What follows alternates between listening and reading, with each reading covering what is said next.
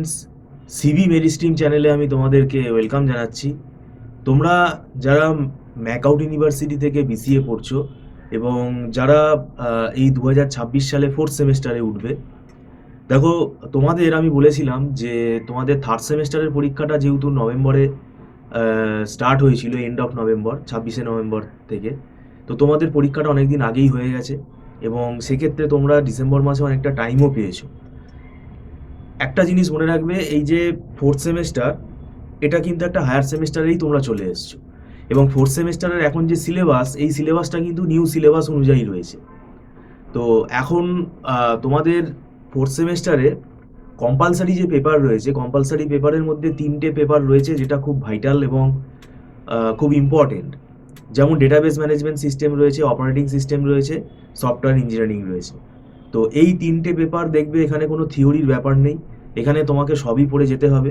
আর একটা ব্যাপার এখানে মনে রাখবে যে এখন যে বিসিএর যে 4 বছরের কোর্স, এই কোর্সের মোটামুটি প্রত্যেকটা সেমেস্টারেই সিলেবাস এখন খুব আপডেটেড, খুব স্ট্যান্ডার্ড সিলেবাস। কিছু কিছু ক্ষেত্রে নতুন টেকনোলজিও এসছে এখানে।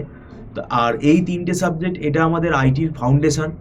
ডেটাবেস ম্যানেজমেন্ট সিস্টেমের মধ্যে দেখবে অনেকগুলো ভাগ আছে, ডেটাবেস ডিজাইন পার্ট আছে, তারপরে এসকিউএল প্রোগ্রামিং আছে, এরপরে আপনার পিএল এসকিউএল একটা পার্ট আছে। তো এই এতগুলো পার্ট আছে যেগুলো কিন্তু মানে আমাদের সেমেস্টারে যে সময়টা রয়েছে, এই সময়ের মধ্যে ধরে যদি আমি পড়ি, সেটা কিন্তু সময় তুমি পাবে না। সেই জন্য বলছি যে আমাদের এখানে কিন্তু পড়ানো স্টার্ট হয়ে গেছে। ওই জন্য তোমরা যদি যোগাযোগ করতে চাও তো যোগাযোগ করতে পারো।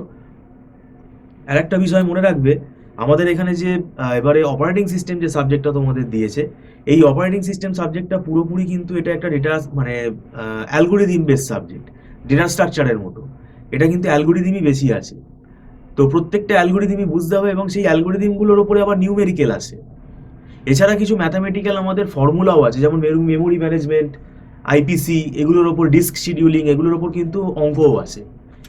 এবার দেখো, সফটওয়্যার ইঞ্জিনিয়ারিং সাবজেক্টে এটা তোমাদের যখন প্রজেক্ট বানাবে, মেজর প্রজেক্টে এটা যখন তোমাদের ডকুমেন্টেশন তৈরি করতে হবে, প্রজেক্ট রিপোর্ট যখন তৈরি করতে হবে, তখন কিন্তু এই সফটওয়্যার ইঞ্জিনিয়ারিং প্রিন্সিপালগুলো তুমি কোথা থেকে জানবে, সেটার জন্য কিন্তু সফটওয়্যার ইঞ্জিনিয়ারিং সাবজেক্টটা ভালো করে পড়তে হবে। এর মধ্যে বেশিরভাগই কোয়েশ্চেন কিন্তু কেস স্টাডিজ বেস আছে। অনেকে বলে যে কোয়েশ্চেন মিললো না, এখানে কোয়েশ্চেনগুলো প্র্যাকটিক্যাল সফটওয়্যার ডেভেলপমেন্ট ফিল্ডে প্র্যাকটিক্যাল এক্সাম্পলগুলোর ওপরে কিন্তু কোয়েশ্চেন আছে, সেগুলো কিন্তু প্রিন্সিপাল ফলো করে তোমাকে কোয়েশ্চেনের অ্যান্সার করতে হবে এবং এখানে অনেক ড্রয়িং আছে, সেই ড্রয়িংগুলো আঁকা শিখতে হবে। তো যেটাই আমি বললাম, এটা কিন্তু মানে 1-2 দিনের ব্যাপার না, এটা অনেক সময় লেগে যায়।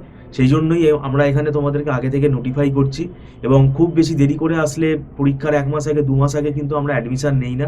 তো সেটার জন্যই তোমাদেরকে আগাম আমি জানাচ্ছি, যদি তোমরা আগ্রহী থাকো, আমাদের ক্লাস শুরু হয়েছে সবে, তোমরা জয়েন করতে চাইলে জয়েন করতে পারো, অথবা যে কোনো একটা টিচারের গাইডেন্স তোমরা নিতে পারো। আর আমরা এখানে দেখো দীর্ঘ 9-10 বছর বিসিএ পড়িয়ে ফেলেছি, সব ইউনিভার্সিটি আমরা পড়াই। তো এখানে আমাদের দীর্ঘদিন পড়িয়ে আমরা অভ্যস্ত। কোয়েশ্চেনের কি প্যাটার্ন আছে, কোয়েশ্চেন সিলেবাস কি, কিভাবে পড়তে হবে, কোন টপিকগুলো আগে পড়তে হবে, কিভাবে সিলেবাসটাকে কভার আপ করবো, কনসেপ্টগুলো কিভাবে ক্লিয়ার হবে স্টুডেন্টদের, এগুলো সবই আমাদের নখদর্পণে। এবং আমরা এখানে আহ, মানে যে নোটসগুলো প্রোভাইড করি, সেগুলো আমাদের নিজেদের তৈরি করা, নিজেদেরই হাতে লেখা, যেগুলো কিন্তু স্টুডেন্টের পড়ে বুঝতে খুব সুবিধা হয়। আর আমাদের এখানে মান্থলি ফিস সিস্টেমে ক্লাস হয়, মাসে মাসে অ্যাডভান্স পেমেন্ট করে ক্লাস করতে হয় এবং এটা নট রিফান্ডেবল। আর প্রত্যেকটা ব্যাচে আমাদের কিন্তু খুব ছোট ছোট ব্যাচ থাকে, মানে একদম ছোট ব্যাচে আমরা পড়াই। ওই 10 জন, 12 জন, 20 জন এরকম কিন্তু ব্যাচে আমরা নেই না, একদম ছোট ছোট ব্যাচে আমরা পড়াই। তো সেক্ষেত্রে টিচারের সাথে স্টুডেন্টের কিন্তু কমিউনিকেশনটা খুব ভালো হয়। কোনো রকম ডাউট হলে তারা একদম অনলাইনের সঙ্গে সঙ্গেই কিন্তু তারা সেই ডাউটগুলো ক্লিয়ার করে নিতে পারে। তো যাই হোক, ভিডিওটা সম্পূর্ণ দেখার জন্য তোমাদেরকে আমি ধন্যবাদ জানাচ্ছি। Thank you so much.